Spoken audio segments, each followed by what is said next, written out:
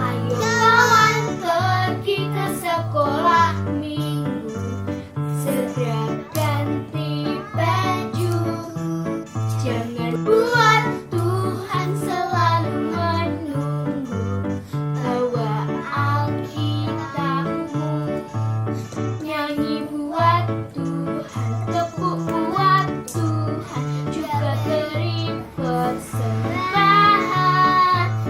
Dengar firman Tuhan, hafal firman Tuhan, semakin serupa dengan Tuhan. Shalom adik-adik. Ayo adik-adik, kita mau siap-siap beribadah. Kita mau memuji, memuliakan nama Tuhan. Kita mau ucapkan selamat pagi kepada Bapa kita, kepada Tuhan Yesus, dan kepada Roh Kudus.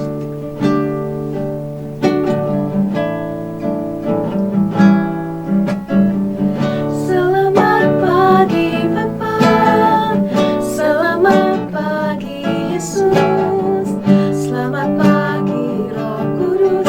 Terima kasih kau berkati aku. Selamat pagi Bapa, selamat pagi Bapa, selamat pagi Yesus, selamat pagi. Ku memujimu selalu, ku memujimu selalu. Pikiranku,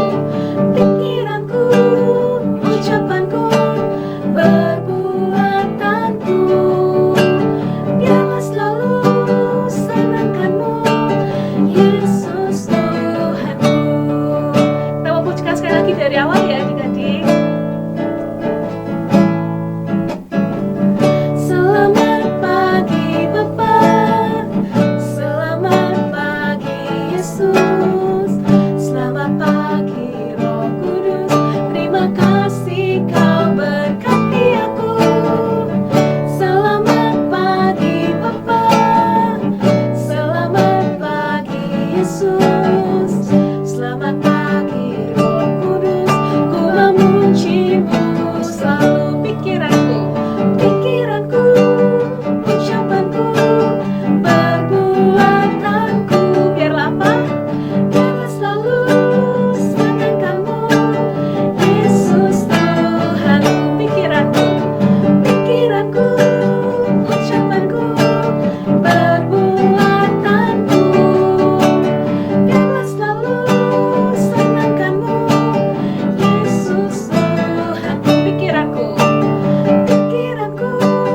ucapanku, perbuatanku, biarlah selalu senangkanmu, Yesus Tuhanku. Mari adik-adik, kita lipat tangan, kita tutup mata, kita berdoa. Ya Bapa, ya Yesus, ya Roh Kudus, selamat pagi. Terima kasih buat berkat yang Engkau limpahkan kepada setiap dari kami seminggu kemarin. Kini kami datang ke hadapan-Mu Bapa untuk memuji, memuliakan Engkau. Kiranya Engkau yang pimpin ibadah kami dari awal sampai akhir. Terima kasih dalam nama Tuhan Yesus. Haleluya. Amin. Adik-adik, seperti burung-burung di udara yang Tuhan beri makan, Dan juga bunga bakung yang Tuhan dandani. kita anak-anaknya Tuhan pelihara dan juga Tuhan berkati. Yuk mari kita nyanyikan sama-sama ya lagunya ya. Kita mau bentangkan tangan, kita mau bergerak memuji Tuhan.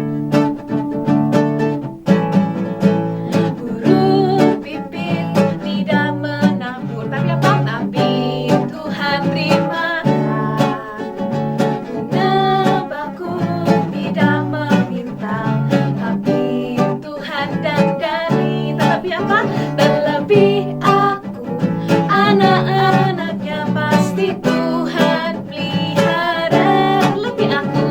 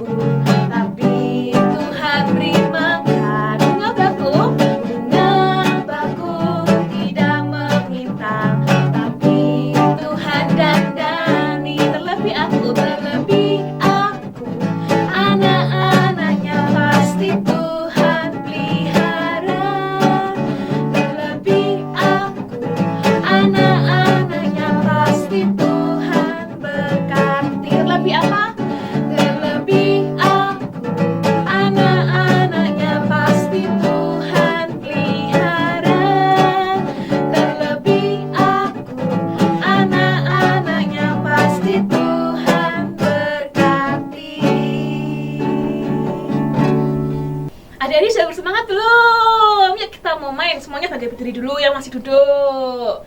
Kita mau main namanya Yesus berkata. Kak Sila dan Kak Elis contohin ya. Siap. Yesus berkata pegang mata. Yesus berkata pegang telinga. Yesus berkata pegang rambut. Kak Elis betul. Rambutnya Kak Elis bukan ada di perut. Adik-adik di rumah juga hati-hati ya. Nanti Kak Sila dan Kak Elis mungkin bisa contohinnya sengaja disalahin. Tapi adik-adik di rumah gak boleh salah ya. Kita coba dulu percobaan 2 kali ya. Yesus berkata pegang telinga. Yesus berkata pegang mulut. Wah, hebat adik-adik. Sekarang yang betulan ya. Yesus berkata pegang mata. Siapa yang matanya ada di sini? Ayo. Sekali lagi ya. Yesus berkata pegang perut. Siapa yang perutnya ada di kepala? Kalian gantian Kak Elis, coba Kak Elis. Yesus berkata pegang hidung. Betul ternyata. Yesus berkata pegang kepala. Ya, Kak Sila salah ternyata. Adik-adik ikut-ikut gak? Ayo, kepalanya di sini atau di sini nih? Oke, kita mau belajar dari permainan ini ya Kak Sila, Kak Dandi juga. Kita mau belajar untuk apa? Taat. Taat mendengarkan dan taat untuk melakukan. Oke, kita mau ujikan TAAT. T-A-A-T, taat. T-A-A-T, taat. Ku mau taat seperti Yesus. T-A-A-T, taat. T-A-A-T, taat. T-A-A-T, taat. Aku mau apa? Ku mau taat seperti Yesus. T-A-A-T, taat. Dengar-dengaran, dengar-dengaran kepada Tuhan Yesus. Dengar-dengaran kepada papa mama. Turuti nasihat mereka selalu. T-A-A-T, taat. Kita mau katakan sekali lagi T-A-A-T, taat. T-A-A-T, taat. T-A-A-T, taat. Ku mau taat seperti Yesus. T-A-A-T, taat. Dengar-dengaran, dengar-dengaran kepada Tuhan Yesus. Dengar-dengaran kepada papa mama. Turuti nasihat mereka selalu. T-A-A-T, taat. Dengar-dengaran, dengar-dengaran kepada Tuhan Yesus. Dengar-dengaran kepada papa mama. Turuti nasihat mereka selalu. T-A-A-T, taat. Adik-adik, siapa di antara adik-adik yang belum mendaftar untuk acara Natal nanti? Jangan lupa daftar ya, karena pendaftarannya ditutup tanggal 5 Desember. Cara daftarnya gimana sih Kak Elis? Nanti ada di link yang dibagikan di warta gereja dan juga Melalui guru-guru sekolah minggu. Atau buat adik-adik yang mama papahnya pergi ke gereja, bisa mengambil form yang ada di meja usher. Nah, sebelumnya kita mau beri persembahan. Siapin di amplop adik-adik dan juga kasih nanti ke orang tua. Nanti orang tua yang memasukkan ke gereja. Mari kita berdoa ya. Tuhan Yesus, kami berdoa buat persembahan hari ini. Biarlah Tuhan Kau berkati orang tua kami, berkati hidup kami. Di dalam nama-Mu Tuhan kami mengucap syukur. Haleluya. Amin. Adik-adik, sekarang waktunya kita untuk apa? Mendengarkan firman Tuhan. Adik-adik yang sudah punya Alkitab, Alkitabnya ayo diambil. Buat adik-adik yang sudah bisa baca, kita mau baca sama-sama. Buat adik-adik yang belum bisa baca, Papa dan Mama tolong temani ya. Yuk, ambil Alkitab kita mau buka, kita mau baca.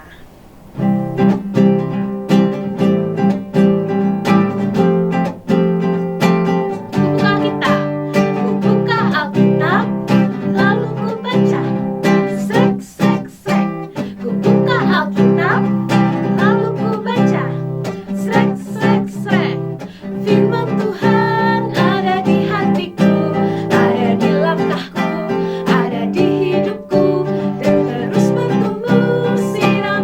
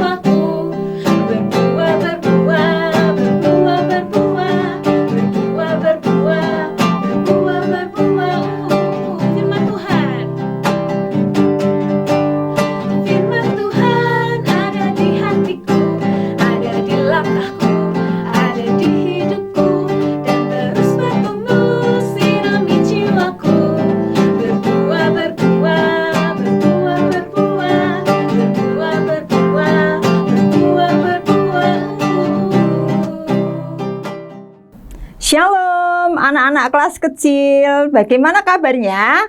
Pasti semuanya luar biasa ya. Yuk angkat jempolnya, 2 di atas ya. Oke, terima kasih. Saya percaya kita semuanya sudah siap ya untuk mendengarkan firman Tuhan. Kalau sudah siap semuanya, mari kita akan berdoa. Lipat tangan, matanya ditutup. Mari kita berdoa. Bapa, kami mengucap syukur hari ini kami akan mendengarkan firman Tuhan. Engkau tolong dan pimpin kami semuanya supaya kami boleh mengerti kebenaran firman Tuhan yang akan disampaikan pada hari ini. Kami menyerahkan guru kami yang akan menyampaikannya dan setiap kami yang akan mendengarkan firman-Mu, biarlah Tuhan sendiri yang akan terus menolong dan memberkati sehingga kami semuanya bisa mengikuti dengan baik. Dalam nama Yesus kami berdoa. Haleluya. Amin. Nah, anak-anak, apa yang Ibu bawa hari ini? Coba perhatikan. Oh, pralon, Bu. Bukan pralon. Ya, iya, memang ini ada pralonnya. Kertas. Iya, kertas, benar. Tapi adik-adik dan anak-anak semuanya yang benar, ini adalah sebuah gulungan. Nah, tahu nggak? Zaman dulu, sebelum ada Alkitab yang anak-anak bisa baca, firman Tuhan ditulis dalam sebuah gulungan seperti ini. Ya, seperti ini. Nanti dalamnya ada tulisan, belum Budwi buka. Ya, nanti kita buka bersama-sama isinya apa ya. Nah, firman Tuhan hari ini judulnya adalah Tuhan menolong Nabi Yeremia. Nah, menolong dalam hal apa? Kita akan dengarkan dulu firman Tuhannya yang diambil dari, yuk kita buka bersama-sama yuk. 1, 2, 3. Ya, ini dia. Kelihatan enggak ya? Iya, yuk kita baca bersama-sama yuk. Firman Tuhan hari ini yang akan kita pelajari bersama-sama dari Mazmur pasal 121 ayat 2. Apa bunyinya? Ya, bunyinya yuk kita semuanya baca, yang sudah bisa baca boleh baca ya bersama-sama. Pertolonganku ialah dari Tuhan yang menjadikan langit dan bumi. Iya, ulangi lagi. Ya, dari Mazmur 121 ayat 2. Pertolonganku ialah dari Tuhan yang menjadikan langit dan bumi. Oke, sekarang kita tutup lagi yuk. Nah, tutup lagi ya. Nah, adik-adik dan anak-anak yang baik yang dikasih oleh Tuhan, pada waktu itu Nabi Yeremia dia mengutus seseorang yang namanya Barukh. Siapa namanya anak-anak?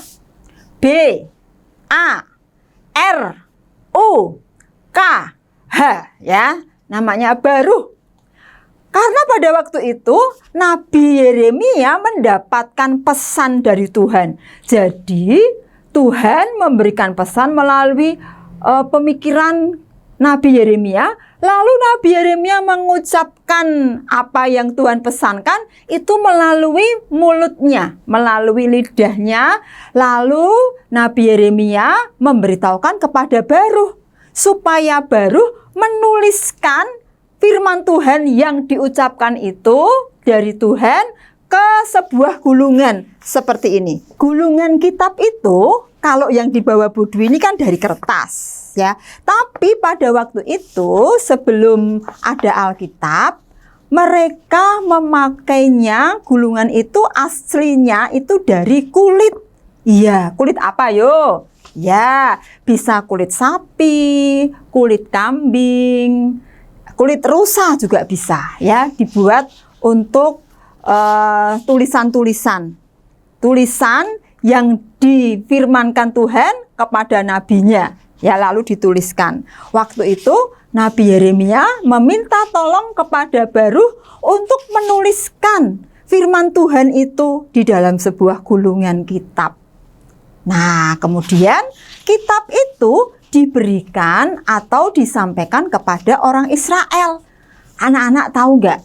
Ketika firman Tuhan itu disampaikan, ternyata ada orang-orang yang tidak suka mendengarnya. Ada orang-orang yang tidak suka membacanya. Lalu apa yang terjadi? Yang terjadi adalah firman Tuhan yang sudah dituliskan di gulungan itu disobek. Waduh, disobek lalu dibakar. Ya, aduh. Adik-adik, ya pada waktu itu ternyata ada orang-orang yang tidak suka mendengar firman Tuhan, tidak suka mendengar teguran dari Tuhan, sehingga firman Tuhan yang disampaikan oleh Nabi Yeremia melalui gulungan kitab dimusnahkan. Tapi Nabi Yeremia tidak putus asa. Nabi Yeremia menyuruh Baruh lagi, tolong Baruh, tulis lagi apa yang Tuhan pesankan. Lalu Baruh menuliskan lagi di sebuah gulungan itu, anak-anak. Nah, kemudian Nabi Yeremia pun setelah menuliskan ini, dia tidak bosan-bosannya untuk menyampaikan kebenaran firman Tuhan kepada orang banyak, kepada orang-orang Israel. Pesan Tuhan antara lain adalah, kalau orang Israel percaya kepada Tuhan, maka Tuhan tidak akan menghukum mereka. Tetapi kalau mereka tidak mau bertobat dari dosanya, karena pada waktu itu orang-orang Israel suka menyembah berhala. Menyembah berhala itu menyembah apa ya? Ya, mereka menyembah patung, mereka menyembah dewa yang bukan menyembah Allah. Tuhan berpesan, kalau mereka tidak bertobat, maka mereka akan dihukum.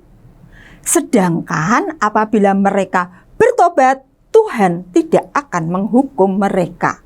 Tetapi anak-anak, karena Nabi Yeremia ini menyampaikannya berulang-ulang, maka orang-orang Israel ada yang tidak suka. Kemudian mereka lapor kepada raja. Namanya adalah Raja Sedekia. Pada waktu itu rajanya bernama siapa? Iya, bernama Raja Sedekia. Raja Sedekia mendapatkan laporan dari orang-orang Israel. Raja Yeremia yang mengatakan bahwa dia nabi, itu menggembar-gemborkan kepada kami, itu membuat kami pusing, membuat kami tidak tenang. Dia sudah membuat kita semuanya resah. Tolong supaya Yeremia ini diberi hukuman. Wah, Raja Sedekia kemudian mengatakan, baiklah kalau begitu, kalau dia membuat kamu resah, dia ada dalam kuasamu, terserah mau kamu apakan si Yeremia itu. Nah, anak-anak tahu enggak? Kira-kira Nabi Yeremia diapain ya oleh orang-orang Israel? Iya, ternyata mereka, orang-orang yang tidak suka dengan Nabi Yeremia, membawa Nabi Yeremia menuju ke sebuah sumur. Anak-anak tahu enggak? Sumur pada zaman dulu tidak sama dengan sumur pada zaman sekarang. Kalau zaman sekarang itu anak-anak yang punya sumur seperti ada lubangnya yang besar itu ya, anak-anak bisa melihat airnya dari atas ke dalam. Itu ada enggak ya zaman sekarang? Atau mungkin sumurnya sudah ditutup, tapi di rumah anak-anak memakai sanyo, ya, memakai pralon. Ya, pralonnya dimasukkan ke dalam sumur itu, lalu ditarik ke atas oleh sebuah pompa air. Ya, lalu dinaikkan ke atas, masuk ke tandon, anak-anak bisa memakainya. Kalau zaman sekarang mungkin seperti itu ya. Atau dari air ledeng. Kalau air ledeng itu dari pemerintah anak-anak ya. Anak-anak bisa memakainya di rumah masing-masing, itu mungkin ada yang memakai air ledeng.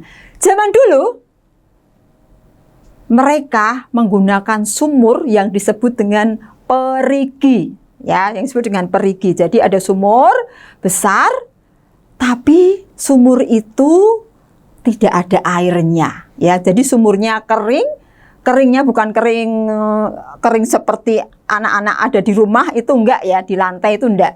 Tetapi keringnya banyak lumpur, airnya sedikit ya, jadi isinya lumpur-lumpur. Lalu orang-orang mengatakan, Yeremia dibawa ke sini saja. Ayo, kita masukkan ke dalam sumur. Ih, benar sekali nih. Mereka bawa Nabi Yeremia lalu diturunkan ke sumur, ya. Sampai di situ Nabi Yeremia tidak mendapatkan makanan karena di dalam sumur tidak ada roti, tidak ada makanan, tidak ada minuman. Jadi Nabi Yeremia di situ ya dia duduk termenung, tidak ada yang menolong. Tetapi ternyata ada yang mendengar bahwa Nabi Yeremia dimasukkan ke dalam sumur. Siapa yang mendengar itu? Ya, yang mendengar itu adalah Ebed-Melech. Ebed-Melech dia tahu kalau Nabi Yeremia dimasukkan ke dalam sumur. Kemudian Ebed-Melech ini berlari-lari, dia menuju ke Raja Sedekia. Dia berkata, Raja Sedekia, mengapa Nabi Yeremia dimasukkan ke dalam sumur? Kasihan dia. Dia tidak ada roti, nanti dia mati, di sana nggak ada minum, nanti dia kehausan. Raja, saya mohon tolong keluarkan Nabi Yeremia dari sumur. Nah, anak-anak, ternyata Raja Sedekia mendengarkan keluhan daripada Ebed-Melech.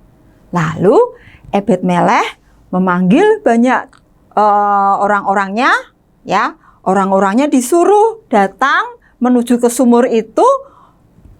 Banyak orang disuruh, kamu bawa gombal. Tahu gombal enggak ya? Nah, gombal itu ini nih, baju ya. Baju yang tidak terpakai ya. Baju yang tidak terpakai itu disebut gombal. Kamu ambil gombal-gombal itu. Ambil baju-baju yang sudah tidak terpakai ya. Untuk apa kira-kira?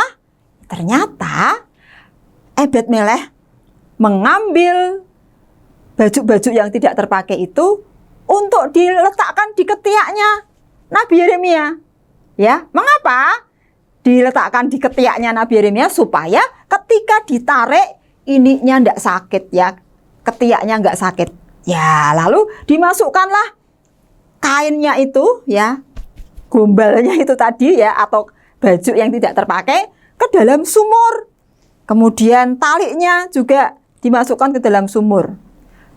Ebed-Melech berkata, Nabi Yeremia, saya akan menolong kamu. Tolong tangkap ya talinya. Tolong tangkap ya kain-kain ini. Wah, langsung ya dimasukkan ke dalam sumur. Kemudian Nabi Yeremia diperintahkan lagi, Nabi, tolong itu gombal-gombalnya taruh di ketiaknya. Ya, wah, taruh di ketiak. Lalu talinya diletakkan ya di ketiaknya juga. Terus banyak orang yang mengangkat. Ya, Nabi Yeremia diangkat pelan-pelan sampai naik ke atas. Sehingga Nabi Yeremia selamat. Nah, anak-anak, kira-kira siapa ya yang memberikan pertolongan kepada Nabi Yeremia? Ada yang tahu? Oh iya, benar sekali. Yang menolong adalah Tuhan Allah. Karena Tuhan Allah itulah yang mengutus Nabi Yeremia. Ya, Allah tidak membiarkan umatnya yang percaya kepadanya menderita, mengalami kesulitan. Maka Allah memakai Ebed-Melech untuk menolong Nabi Yeremia yang sedang ada di dalam sumur, yang terperosok ke dalam sumur. Nah, pertolongan Tuhan itu pasti tepat pada waktunya. Anak-anak, mengapa Allah bersedia menolong Nabi Yeremia? Yang pertama, karena Nabi Yeremia adalah seorang yang taat, setia kepada Tuhan. Ya, ingat, kita harus mencontoh Nabi Yeremia. Mengapa? Karena Nabi Yeremia taat dan setia kepada Tuhan. Meskipun ya tadi kitab yang berupa gulungan itu disobek-sobek lalu dibakar ya, Nabi Yeremia tetap mau menuliskan lagi perkataan Tuhan melalui baru. Itu bukti ketaatannya. Itu bukti kesetiaannya kepada Tuhan. Dia tidak takut meskipun banyak orang yang menentang. Dia tetap setia kepada Tuhan, melakukan firman Tuhan. Nah, anak-anak, apalagi yang bisa kita contoh dari peristiwa ini? Ya. Yang kedua, ketika kita mendapat teguran, jangan seperti orang-orang Israel yang membangkang. Tahu enggak membangkang? Ya, yang menolak, tidak mau mendengarkan firman Tuhan yang diseru-serukan oleh Nabi Yeremia. Mereka menolak firman Tuhan, bahkan mereka membawa Nabi Yeremia dimasukkan ke dalam sumur. Nah, kalau kita mendengarkan firman Tuhan, kita jangan membangkang.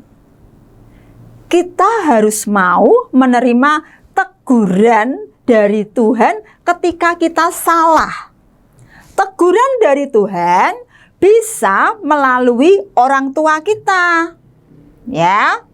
Bisa melalui bapak ibu guru yang ada di sekolah. Bisa melalui kakak-kakak kita atau orang-orang yang lebih tua, bahkan dari teman-teman kita itu bisa menegur kita kalau kita salah. Misalnya adik-adik atau anak-anak yang ada itu pernah bohong.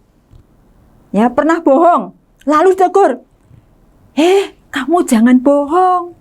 Kalau kamu bohong, nanti kamu tidak dipercayai oleh orang loh. Terus kalau urusan apa sih kamu? Sukanya ngatur-ngatur orang. Udah sana pergi. Jangan seperti itu ya, anak-anak ya. Kalau seperti itu berarti tidak mau menerima teguran. Kalau kita bohong, kita sadar, maka kita harus mengakui kesalahan kita. Lalu kita minta maaf. Oh iya teman, terima kasih ya sudah menolong saya, menegur saya, mengingatkan saya. Itu contohnya ya, yang ketika kita menerima firman atau menerima teguran, kita tidak boleh menolaknya. Ya, tetapi kita harus sadar ketika kita salah, kita mau menerima teguran dari siapapun. Ya, yang ketiga, ya terakhir nih ya. Yang ketiga, jangan takut ketika kita mengalami kesulitan, ketika kita mengalami permasalahan, padahal kita benar. Kadang-kadang orang benar itu bisa mengalami kesulitan. Ya, kesulitannya apa? Karena ditentang oleh banyak orang, seperti Nabi Yeremia. Dia orang benar, dia menyampaikan firman Tuhan, tetapi mendapatkan perlawanan dari banyak orang. Ya kan? Dan Nabi Yeremia mengalami kesulitan. Tapi Tuhan tidak tinggal diam. Tuhan tidak membiarkan Nabi Yeremia. Demikian juga dengan kita. Kalau kita sudah hidup benar, tapi kita mengalami kesulitan, kita mengalami permasalahan, ya, adik-adik nggak usah takut. Kita percaya bahwa Tuhan Yesus mau menolong dan menyelamatkan kita dari segala kesulitan-kesulitan itu. Yang penting apa? Kita harus tetap berpegang teguh kepada firman Tuhan. Amin, adik-adik. Mengerti ya? Jadi, Tuhan mau menolong Nabi Yeremia karena Nabi Yeremia mau setia dan taat kepada Tuhan. Dan ingat, jangan lupa bersedia menerima teguran, apalagi teguran firman Tuhan. Amin. Mari anak-anak yang sudah mendengarkan firman Tuhan, jangan lupa firman Tuhannya jangan dilupakan ya. Kita akan berdoa bersama-sama. Kembali kita akan lipat tangan, tutup mata. Bapa, kami mengucap syukur Engkau sudah mengingatkan kami melalui firman-Mu supaya kami boleh percaya kepada Engkau, taat dan setia kepada Tuhan. Dan kami siap menerima teguran apabila kami salah. Ampuni kami Tuhan akan kesalahan kami. Kami pun juga percaya bahwa Tuhan akan selalu menolong dan memberikan pertolongan ketika kami mengalami kesulitan, ketika kami mengalami permasalahan. Terima kasih Tuhan, untuk hari ini kami boleh mendengar firman Tuhan dan menjadi berkat buat kami semua. Dalam nama Yesus kami berdoa, haleluya, amin. Adik-adik, kita telah tiba di akhir ibadah kita hari ini. Kita mau ingat-ingat teman-teman hari ini ya. Pertolonganku datangnya daripada Tuhan yang mencipta langit dan bumi. Kita jumpa lagi minggu depan jam 10:30. Dadah. Terlebih aku, anak-anaknya pasti Tuhan.